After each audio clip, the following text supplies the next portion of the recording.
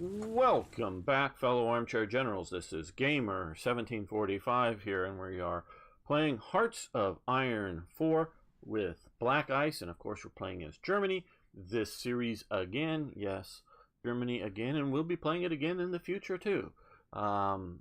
Just a word of warning, although I haven't heard if they've made any, I haven't been following the Hearts of Iron 4 BlackICE forum enough.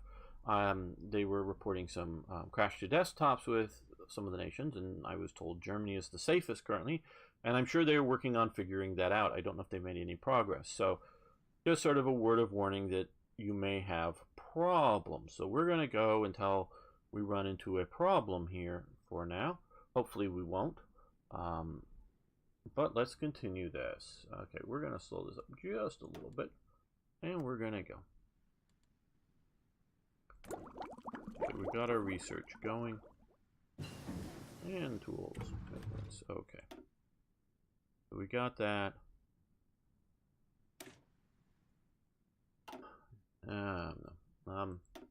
They do this backwards from standard, having green for undone and tan for done, so I get a little confused. But so we could do this, yes. We want to do this particularly because it's useful, but particularly to get to here because we want more resources.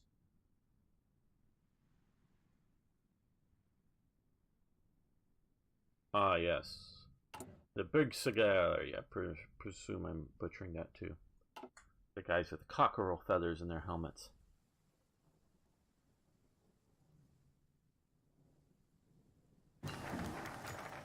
And as Dan's pointing out, pause.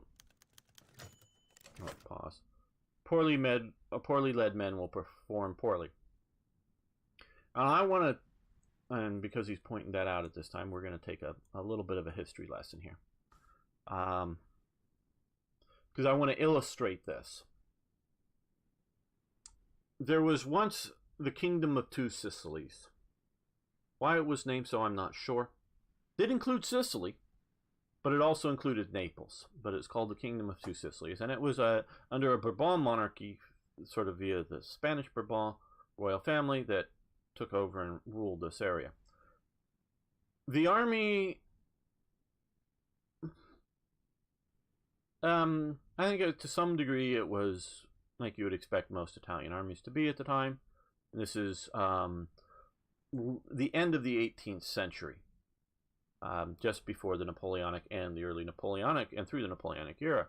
And basically, whenever the army went into battle, and it was much worse than the standard, but say it was generally sort of trained and equipped like most Italian armies at the time.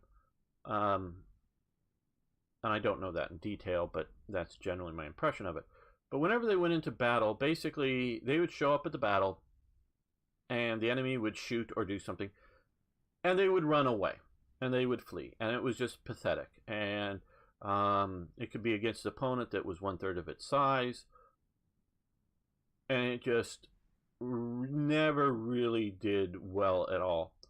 And I think it comes down to leadership, because it was recruited from men from Sicily and southern Italy.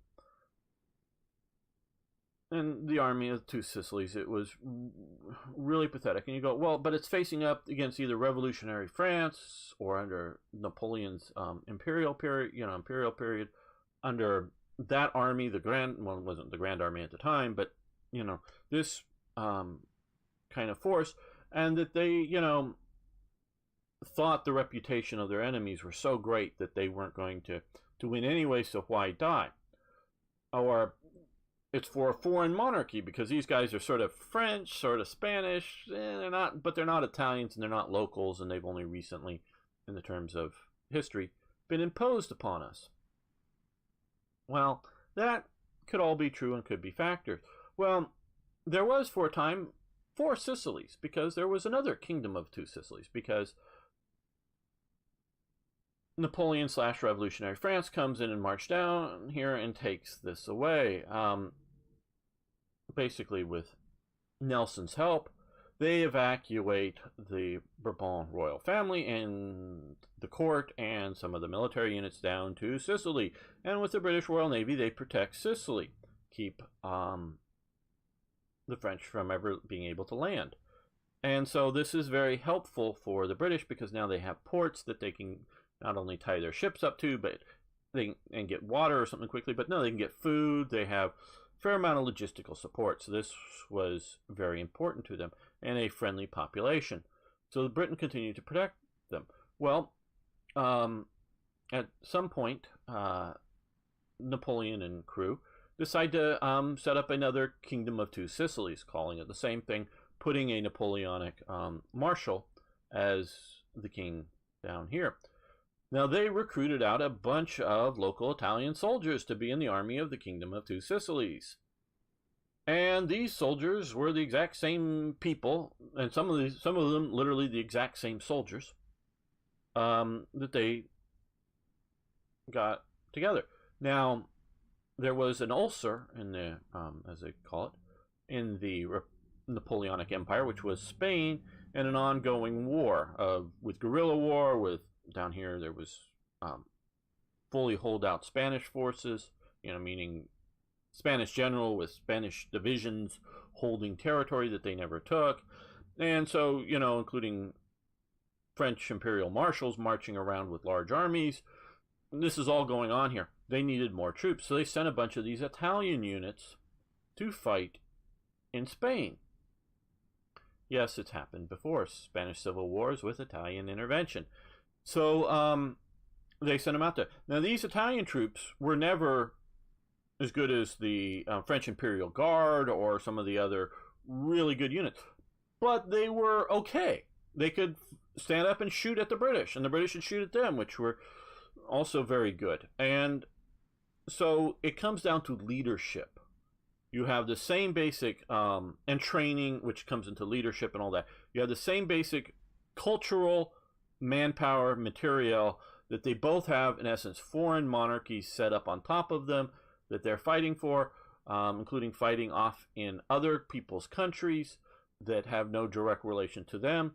The people perform, the exact same group of people perform better. Because, yes, I do think there are national characteristics based on culture and other things like that, and how well they do in war.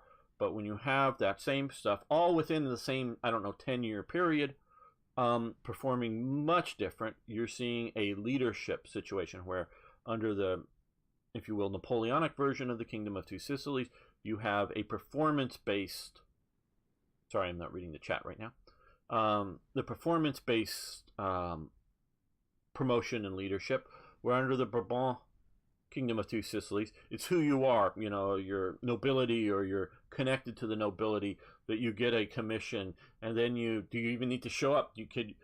Could you even recognize which company is yours? Not do you recognize every man in the company, but do you even recognize which company or battalion is yours, without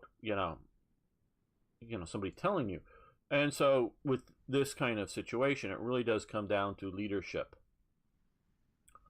And set that up. Okay, let me quickly look at the chat here.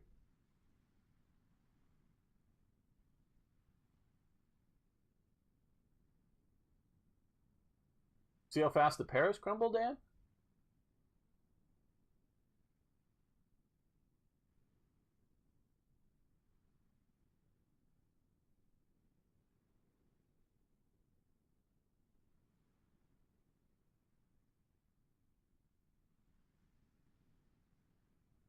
Hey, Justifier.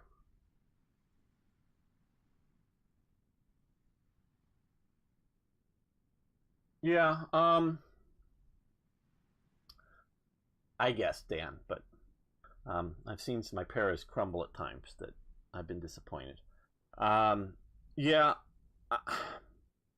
Rommel and logistics. Okay, I don't think he was a brilliant logistics guy, but I don't think he was incompetent. Rommel understood, shall we say, velocity and the potential tipping point of the enemy. That if you have a velocity of attack, meaning, and this is another thing that Patton really understood, that if you push today at the enemy, and keep him off balance, you're actually going to have fewer casualties. Because if you look at, of the uh, army commanders, and I mean army as in size of command, like division or corps commanders, army commanders, of the American army commanders, or I think of all the Allied army commanders, from Normandy to the end of Germany, the army, and I do believe it is a percentage, and I don't know what the number is, the percentage of casualties of each of the armies, the lowest percentage of casualties comes from, blood and guts Patton. He understood that having 10 people killed today can save 30 people tomorrow, because if you wait till tomorrow to attack, they will be able to set up an ambush or get dug in or get resupplied or whatever it is. So it's this velocity of attack that if you can maintain it, you keep the enemy off balance. And this is what I think Rommel understood as well. And so it's not logistics be damned. It's if we can keep the enemy off balance, it is worth outrunning our supply lines, if you will. And so that's what he understood. And I truly believe with Rommel is that if somehow someone would come and say at the beginning of the war, well, hey, no matter what you do, you're going to be on the losing side. And all the people that are going to die under your command are going to be died for a senseless situation because you're not going to win. He would have resigned his commission. He really thought, in his attacks and pushing against Britain, he really thought he could take Egypt. He wouldn't have done what he did if he didn't think that it was possible. He would have, let's dig in somewhere and try to take the minimum amount of casualties and hold out as long as possible with the smallest cost, and we'll just hold out, and we'll just be a delaying force trying to do that, which is what Hitler wanted. It was a delaying force to keep Italy in the war as long as possible, where Rommel really thought he could win. So he didn't. I truly believe he cared about logistics. Not that he was the best logistics commander or anything like that, but he just understood the velocity of attack, and if you can push the enemy to a tipping point, and he did at times, never enough to tip them out of Egypt. Partially that's because of his own supply, but it's other things, including different British commanders, British reinforcements. He was never able to do that. So I think you could put him in charge of a major front, so long as it's sort of like the old Hindenburg and Ludendorff. You would, if you're going to have him commanding a major front, you would need oh yeah, I agree, Dan, he did come close. You need a good subordinate general to manage that supply and logistic element. Had he had that, it would have been good. But supply and logistics for Germany in North Africa was coming from basically in Rome, more or less under Kesselring, who I think did a good job too, but the realities of the situation just never let that happen. Okay, so we have twin engine airplanes, and we'll get to that in a second.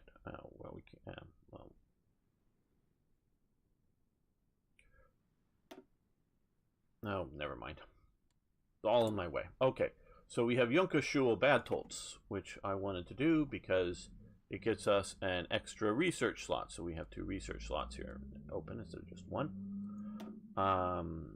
Infantry equipment. Yeah, hope this helps. And SS Junkerschule.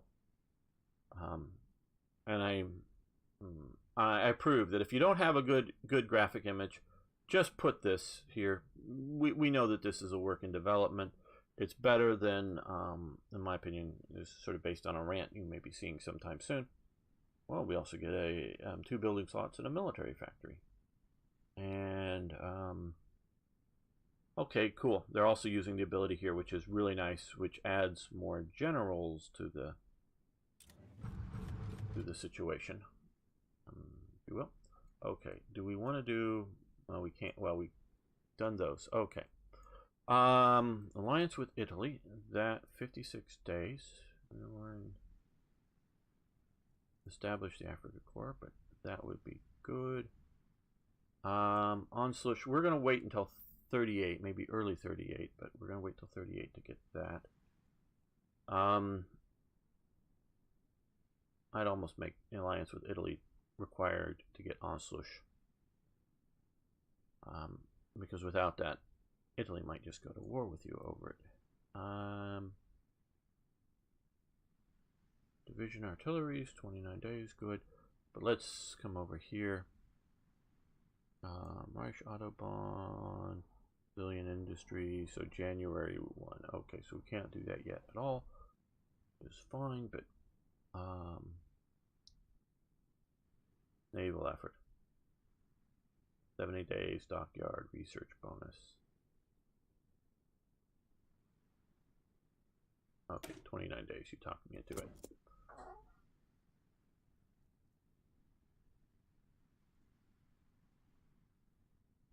You're right, but Patton did, oh, and he may have also been an ass, too. I don't know if he was such an ass, but I don't know how much, Dan, you're taking that from the George C. Scott movie versus himself.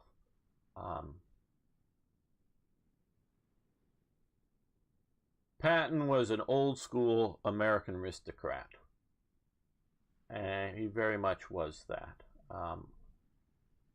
I think you're being colored by... He could be at times, but...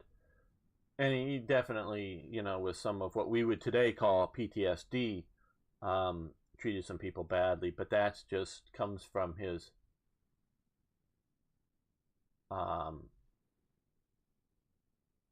views of war and people in psychology, which today we would say is wrong, but it's what he understood. But they did run out of logistics in, you know, advancing across Western Europe. Okay, so we now have 2 slots. Okay, 37. I don't want to push past 37. I don't think right now.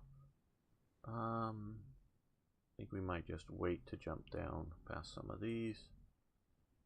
Okay, that's good.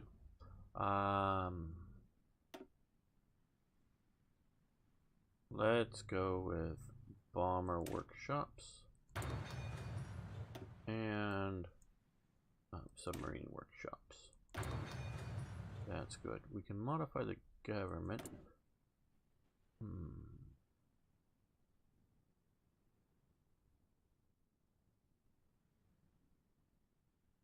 Well, don't need military high command just yet. Women allowed. Standing army.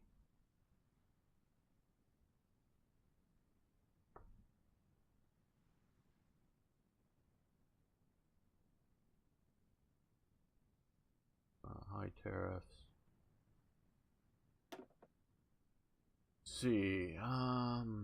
Foreign investors tolerated stability. Political power. We get improved factory output considerably in construction speed. This, again, I have to wonder what, well, I mean, maybe I'm just too well informed or something here, but Germany at this time in 36, 37, 38, 39, very much, at least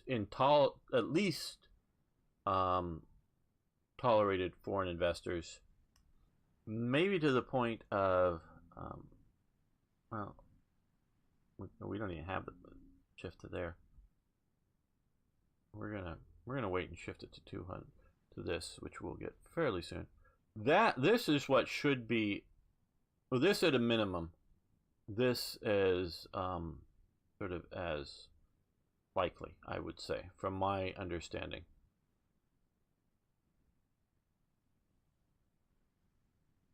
Okay.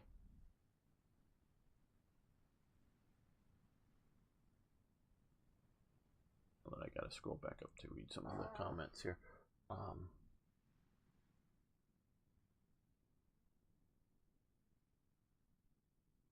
Yeah, don't worry. I will be doing some flying boats. Yeah, I like the Patton movie, and I love Kelly's Heroes too, but as movies.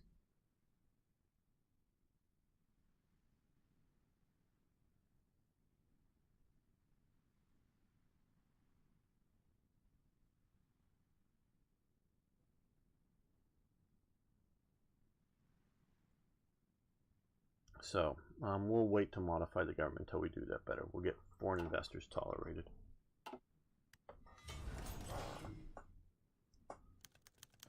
Okay, Yugoslavia wants airplanes.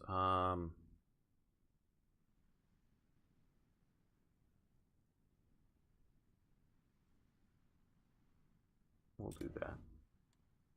And we have more civilian factories. Well, first let's see, what do we need here? We need tanks. We need artillery. We need infantry guns. We need just basic infantry equipment, so, and headquarters equipment.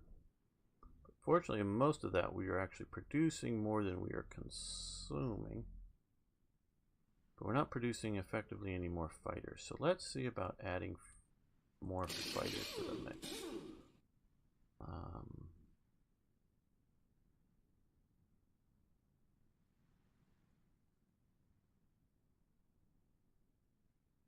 There we go.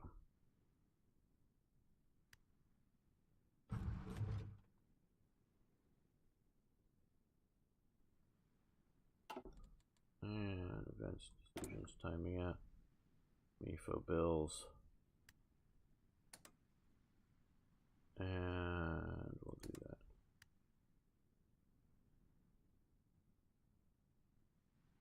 Don't know if I like this Führer headquarters thing so much.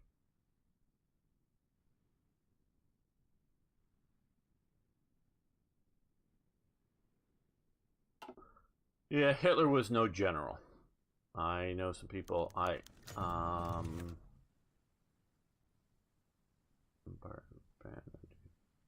we'll do that. Hitler, in my opinion, was a bad leader. And I don't mean morally, I mean in a practical sense. He thought willpower, both his and other people's, could overcome objective reality. Willpower can't overcome objective reality. Willpower might help you in situations, in cases, and such. Okay, well, now we can do this. So let's go with skills and training. And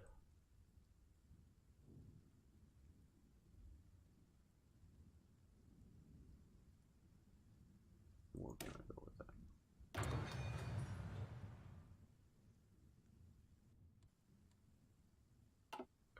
So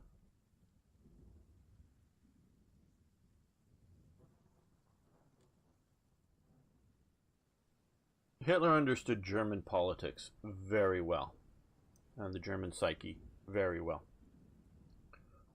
So he is the main driving force to getting to power. But he did not understand other political situations outside of Germany. And he didn't do that well at all. And so he very much sort of failed there, in my opinion. Okay, well,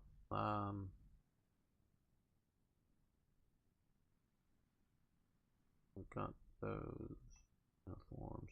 I know we're producing old ones. I don't care. I just want numbers right now. Have a reserve. How are we doing for garrison maintenance equipment? Okay, there we go. We got an excess of those. So we're going to have tanks and artillery. Okay. So I just hate to fully shut down anything. and production-wise. That's just a personal thing. Not that it's a bad game decision. Okay, and where are the artillery? So we have 2 artillery slots left. Okay, we will increase those.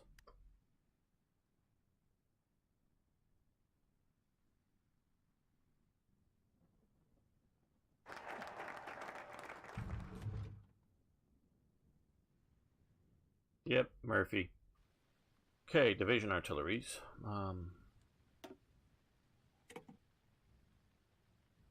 I think now, though, because a lot of good things, but 100%. Oh, pause.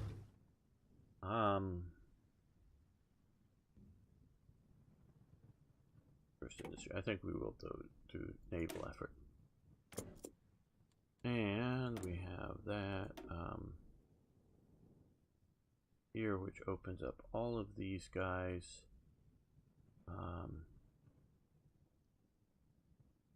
We need tanks. So let's get that production going.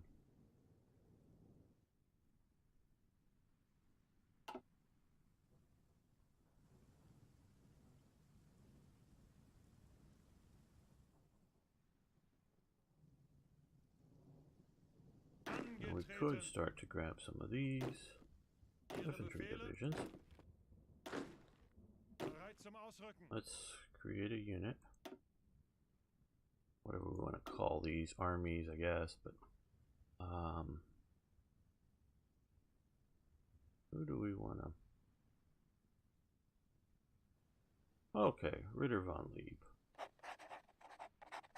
And let's increase this. And more. Okay, good. Oh, pause, save.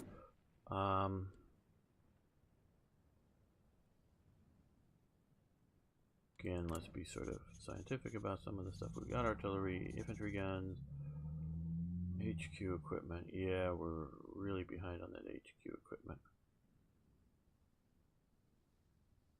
I think that'll be very useful. So, and maybe not cost us critical resources. We'll see. There we are. We're gonna go to 2 more. And yeah, let's do another synthetic oil factory. We're getting ready for the lean years coming up.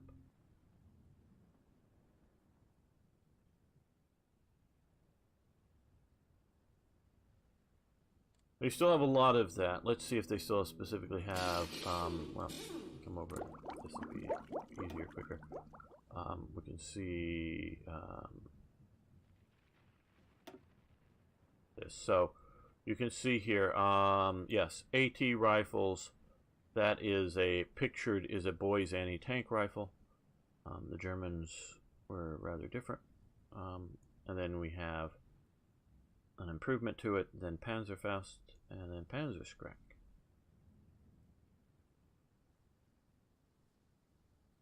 Don't know. I think you could make this tech require the Americans have a bazooka. That would be an interesting thing to do. That is just a copy, and an improvement, I believe, but a copy of a bazooka, where the Panzerfaust was their own work. But yeah, so we're pretty good up until 38, which is obviously coming soon, when we can start improving some of this other stuff.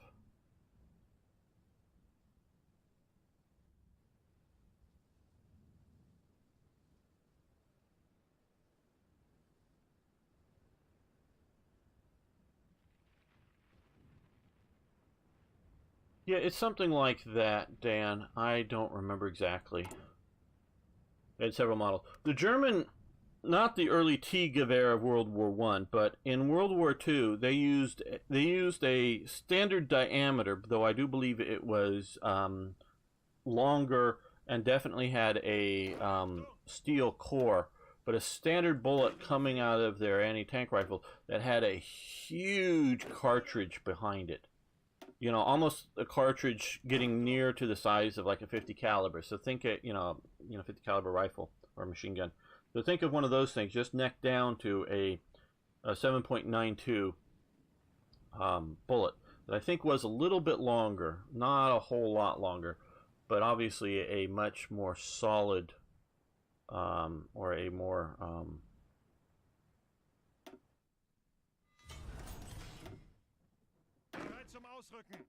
put him under there. So now he's under Bloomberg. Much more hard penetrating source. Do we have tank factories? Okay, we've got a few of those. Sort of for me the quickest way to go around. Artillery.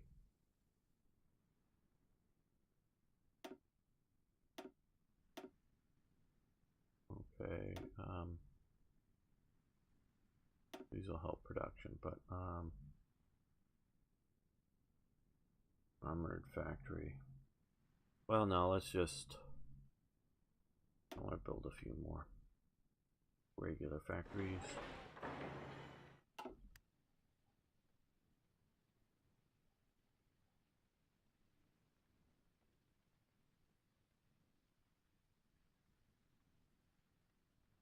Yeah, the Piat was biggest problem with the Piat was its launch mechanism of a spring and lack of sort of range is my understanding with that.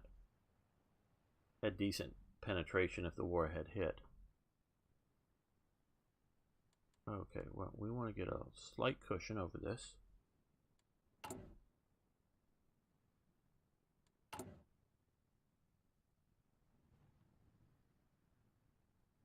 Anything out here that we want to do?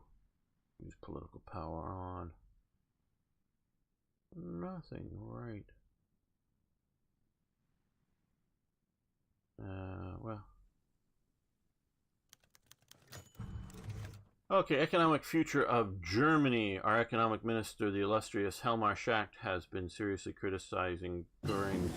Oh, pause. Let me read this. Has been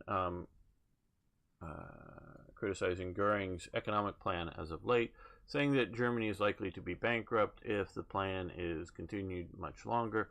While Herr Schacht is a stellar economic mind, his criticisms could be very damaging to our image and our authority, particularly as it would interrupt Herr Goering's economic program should we remove him.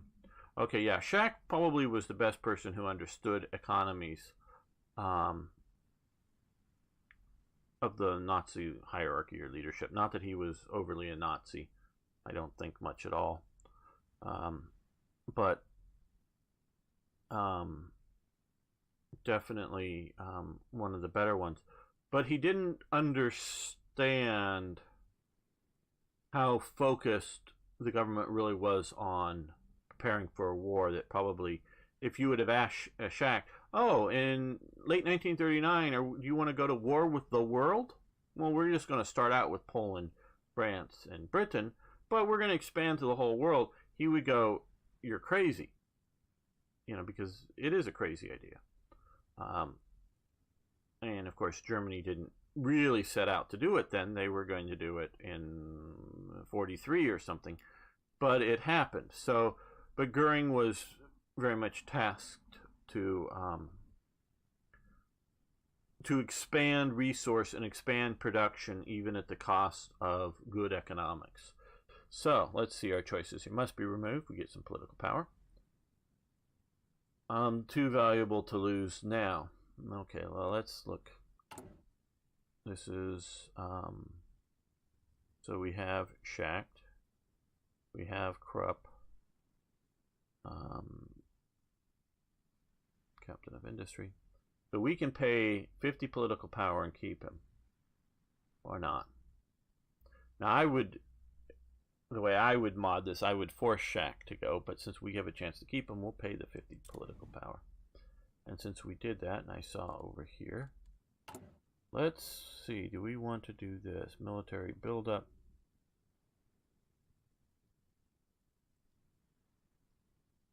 Yeah, let's motorize this. So we're, instead of improving our economy, we'll do these two things.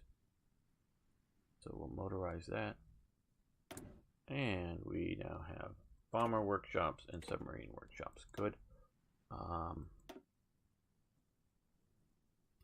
Which will allow us to do truck research and artillery research, which will help us.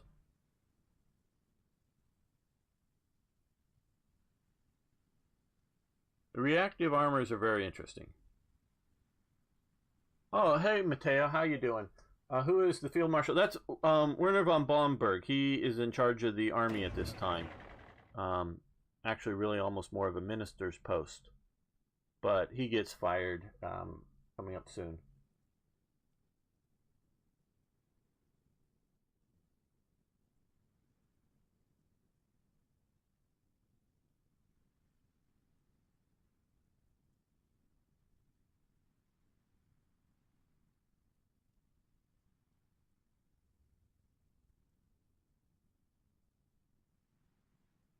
You're right, can't outproduce the Allies, but production isn't the only criteria. If you look at the American Civil War, if the South could have kept it a war of maneuver, or a war of decision, as I like to call it as well, they very well could have won. But so long as the North can keep from losing the war, you know, because you could have, the Battle of Manassas, the Union Army is routed. This is the first real battle of the war.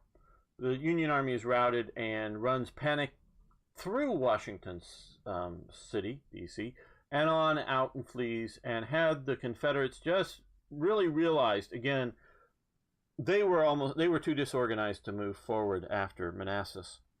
But they weren't, in the sense that they could have put together 2 or 3 battalions and advance with them, and that would have been enough. They didn't realize it, but that would have been enough to take Washington, D.C. at, Stonewall Jackson. But he wasn't even in the shape at the end of that battle, because he stood there like the stone wall, where he got his name, and held out, but his troops weren't ready to advance. But you could have put somebody through the panic that ensued. You could have taken Washington, D.C., which would have given you basically functionally Maryland, which probably would have come into the Confederacy at that moment. And with that army basically destroyed instead of allowed to recoup, that was basically, at the time, the Union's only real sort of 90-day wonder army. And had that been destroyed, the Confederacy could have pushed on to other, Philadelphia or whatever around here. And I think you could have had an outcome that the South would win. But if the North can keep from losing, then it becomes a war of attrition, including manpower as well as production. And the North is going to always win the war of attrition. There is just no way around that. So if you can have a war that's a war of attrition, you're going to lose against it. It's like the war between Germany and France in 1940. France is going to be able to outproduce Germany. France is going to be able to produce more aircraft, more tanks than Germany, more rifles than Germany. It's going to be able to have a larger army than Germany. But Germany is able to rapidly focus its attack and defeat France before the overwhelming industry of France gets geared up and fights. So that's the situation. If you allow it to become a war of production, the Allies are always going to win. You're right about that. Yeah, Stuart and Jackson. Stuart was a little bit of a out of control from higher command. Yeah, I don't know if they could have got to New York, but maybe at that very early stage.